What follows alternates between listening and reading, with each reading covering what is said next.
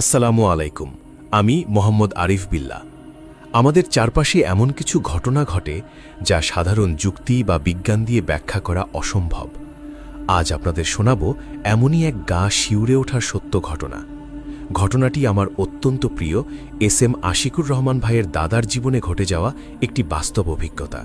চলুন ফিরে যাওয়া যাক চুয়াডাঙ্গার সেই রহস্যময় অতীতে।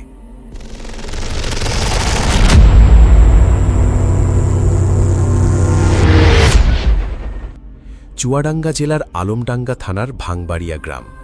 তখন চারিদিকে এত মানুষের বসতি ছিল না। গ্রাম জুড়ে ছিল ঘন জঙ্গল আর বাঁশঝাড়ের অন্ধকার। গ্রামে তখন জিনপরিদের উপদ্রব ছিল খুব বেশি। সন্ধে নামলেই মানুষের টিনের চালে ঢিল পড়ত। ভয়ে সন্ধ্যার আগেই মানুষ ঘরের দুয়ার বন্ধ করে দিত।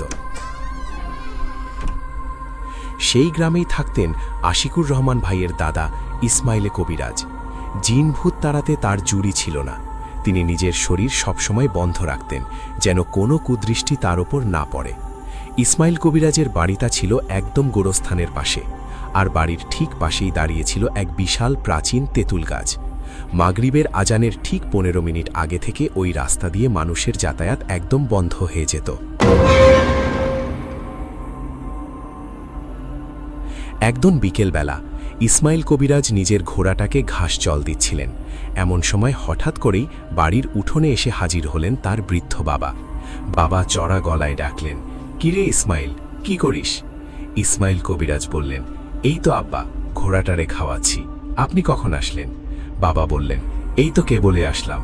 তোর মেয়ের জন্য মিষ্টি এনেছি, ওরে খাওয়া, আর আমি একটু অজু করে আসি, নামাজ পড়ব। এই বলে বৃদ্ধ গোরস্থানের ওদিকের পুকুর ঘাটের দিকে চলে গেলেন। কিছুক্ষণ পর নামাজ শেষ করে বাবা ফিরে আসলেন। দূর থেকে ইসমাইল কবিরাজকে বললেন, ইসমাইল, তোর মেয়েটারে একটু দে, একটু কোলে নিয়ে ঘুরায় আনি। ইসমাইল কবিরাজ সরল মনে নিজের ছোট মেয়েকে বাবার কোলে তুলে দিলেন। বাবা নাতনিকে কোলে নিয়ে উঠোনের কোণে থাকা নারকেল গাছটার দিকে হেঁটে গেলেন। ঠিক তখনই ইসমাইল কবিরাজের চোখ গেল নারকেল গাছটার দিকে। যা দেখলেন তাতে তার শরীরের রক্ত হিম হয়ে গেল। তার বৃদ্ধ বাবা মেয়েটিকে কোলে নিয়েই তরতর করে সোজা নারকেল গাছ পেয়ে ওপরের দিকে উঠে যাচ্ছেন। কোনো মানুষের পক্ষে ওভাবে কোলের বাচ্চা নিয়ে নারকেল গাছে ওঠা অসম্ভব। ইসমাইল কবিরাজ মুহূর্তের মধ্যে বুঝে ফেললেন, এ তার বাবা নয়, কোনো এক ভয়ঙ্কর অপশক্তি তার বাবার রূপ ধরে এসেছে।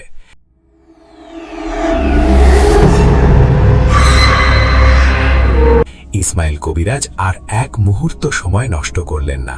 মনে মনে সুরক্ষার দোয়া পড়ে নিজের শরীর বন্ধ করে নিলেন। তারপর খুব স্বাভাবিক থাকার ভান করে গাছের নিচে গিয়ে দাঁড়ালেন। ওপরের দিকে তাকিয়ে বললেন, ও আব্বা, আপনি নাতনিরে নিয়ে নারকেল গাছে উঠছেন কেন?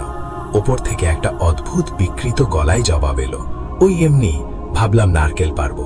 তা মেয়েডারে নিচে রেখে আপনি একলা উঠলেই তো পারতেন, ওরে নিচে দিয়ে যান।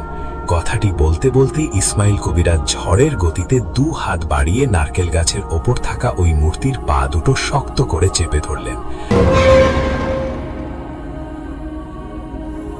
পা চেপে ধরে কবিরাজ চিৎকার করে উঠলেন, আব্বা, আপনি কি সত্যি আমার আব্বা, নাকি অন্য কিছু? ধরা পড়ে যেতেই ওই মূর্তির রূপ এক লহমায় বদলে গেল। তার চোখ দুটো আগুনের গোলার মতো বড় বড় হয়ে উঠল।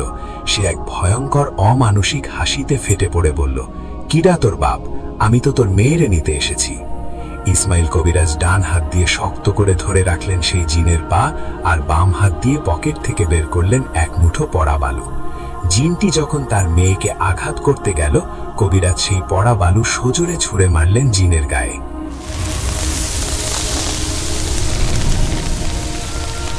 পড়া বালু গায়ে লাগা মাত্রই এক বিকট চিৎকার করে উঠল সেই জিন।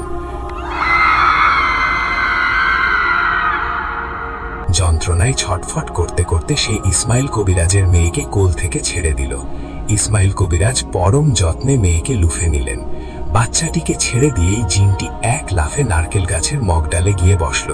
সেখান থেকে তার বড় বড় চোখ দুটো কবিরাজের দিকে ঘুরিয়ে গর্জে উঠে বলল, এই দফায় বেঁচে গেলি ইসমাইল, সামনের বার একবার তোর মেয়েরে একা পাই, তখন তার রূপ আমিই নেব। এই বলেই এক ঝোড়ো হাওয়া আর অন্ধকারের সাথে জিনটি শূন্যে মিলিয়ে গেল।